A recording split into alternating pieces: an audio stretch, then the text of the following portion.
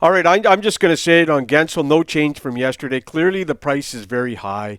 Canucks are having a tough time coming up with the assets to get this deal done. Some think the Penguins want Höglander and Lekkerimaki. That's too rich. It's too rich, Donnie. It's too rich. Canucks don't want to part with Lekkerimaki or Willander.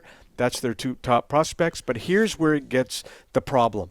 Here's the problem the Canucks have. The prospect pool after those two guys I just mentioned, it's not appealing to many teams, including the Penguins.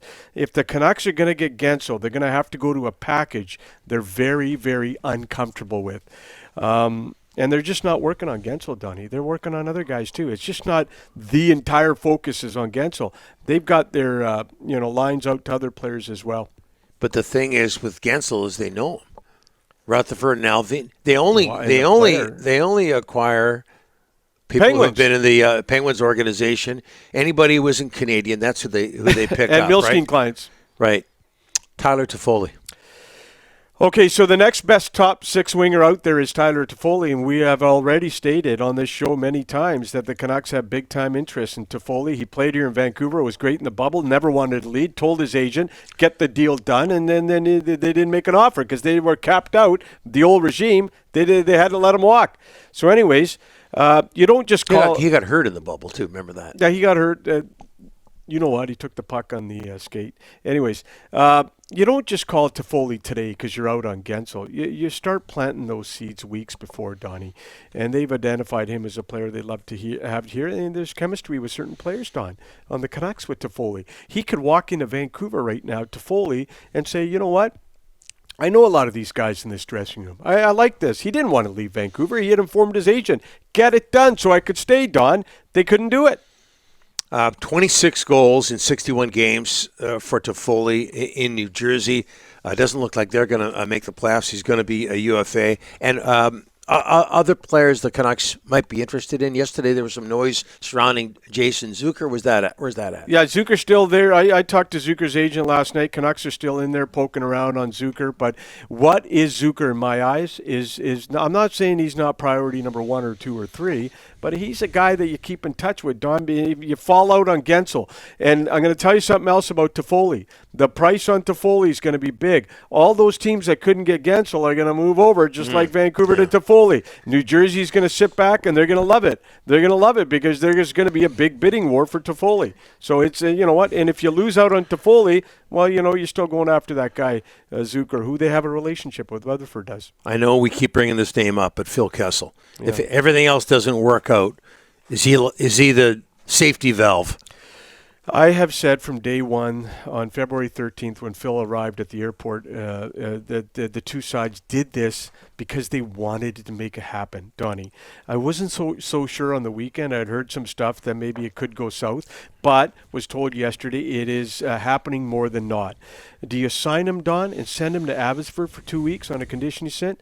Do you sign him, put him on waivers, and send him to Abbey? These are all questions they're working out right now. With the prices so high on the trade market, Kessel is your no cost, cheap signing who's got a relationship with the coach and management. Okay, so what's happening with Kessel? Abbotsford's on the road. They lost last night in Ontario, he's still working out every California, day. But he's working out in Abbotsford? The GM there, Johnson, is taking Ryan Johnson. Ryan Johnson has taken a role in this Kessel thing. The Sedin twins, they work out with them as well. I've been told that the conditioning is not an issue. The conditioning with Kessel is not. He's been here, Don, 3 weeks. He's been working out every day. So I don't think conditioning is an issue. I think a lot of the other stuff they got to iron out. What other stuff? Well, Abbotsford. I mean, do you send him on a 2-week stint? Do you send him to do you put him on waivers, then send him to the minors? Those are two different things, Don. Mm-hmm. Because if you waive him and put him in Abbotsford, then you don't have to call him up. Then the player thinks, well, you're just going to bury me in the Abbotsford and only call me up on an injury recall. So anyway, there's a lot of things to iron out. Obviously, the cheapest option. The best option for the Canucks, and people can talk all they want about Guentzel, about Toffoli, about Phil Kessel, and Jason Zucker. The best option is for Elias Lindholm to start contributing offensively. And now, as we heard yesterday, we'll bring it up again. What about this talk about them flipping Lindholm not long after they acquired him? Has that got as much strength as it did yesterday? I was told last night the Canucks got to be careful here. Trading a player you just acquired 5 weeks ago, sometimes that's a bad look. Don, it's a bad look on an organization. Lindholm's young family just arrived in Vancouver recently. You're just not building a culture in the dressing room. You're building a team culture as well. I'm going to tell you this. Before the Canucks traded Luke Schenn... This is so wrong. No, let me finish. Before the Canucks traded Luke Schenn to Toronto, they took into account his wife was expecting around the trade deadline. That was a big thing for the Canucks. They talked to Luke about it, the whole 9 yards. These things matter to GMs. How you treat players, Donnie, plays a big role on July 1st in other players coming to Vancouver. Hey, how were you treated in Vancouver?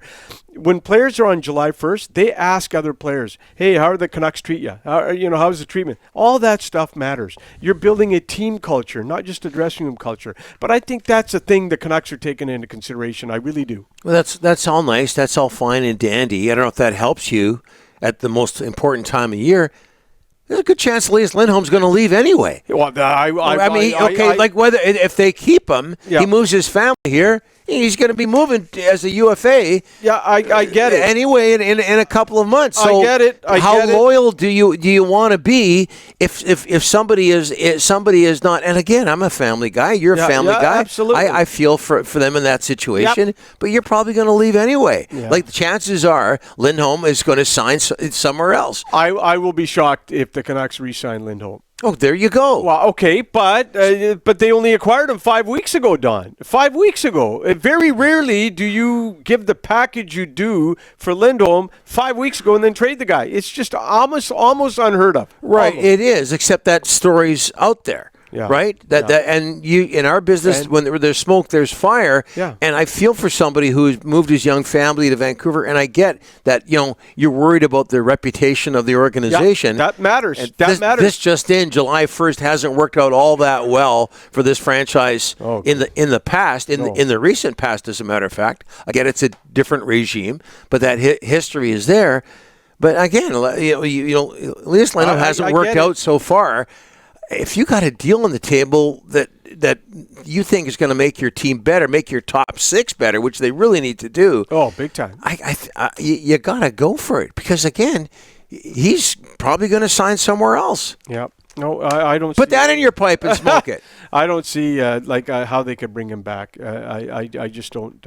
Maybe the desire's not there, Donnie. Maybe it's not. From Lindholm's point of view. Both sides of view. Both sides. Well, how does he react coming back? I mean, tonight's a nervous game for you. You mentioned the trade deadline is tomorrow. A lot of players are nervous playing games tonight. Of course. Yeah. There's and Lindholm would be one. Is this my last game with the Canucks? Am I going? Am I not going? Do I got to uproot my family again? All these things matter. What would they do? Would they seriously consider packaging Nils Höglander to get somebody like a Guentzel? No, they don't want to. I just like you and I talked on 650 yesterday. That's a cheap salary in the top six, producing 19 goals, even strength. Why would you want to get rid of that guy? You've invested so much time in Höglander, and he's finally putting it all together. Yeah. Why would you move him? Why? Well, to get something that you think is better, but that would be very likely a short term. But here's the thing: Höglander's playing top six right now. Yeah, as you just mentioned. They have to improve it. Yeah. So you're going to take 19 goals out of your top six in order to get somebody who might work out, right? You don't know. Well, who's going to walk in 6 months because he's a UFA dog. Yeah. So how does that work? You're still going to have Suter and McKinnon. The key for this team, the best thing to have, no question, number one and 1A, 1B, is for Lindholm to pick up his production offensively. Be a difference Get in that top six because he's been out of it, right? Be a difference maker. That's all they need him to be down the stretch here. I'm not trying to be heartless with the family and all that. It matters. It matters to agents. It matters to teams. I know, it matters. Like I say, chances are, good chance. He turned down $8 million in Calgary. He had an offer in Calgary. He's not getting that here. No, he's right. He's got to pick up his play if he wants to get back in the $8 million range. So he's probably going to be gone anyway.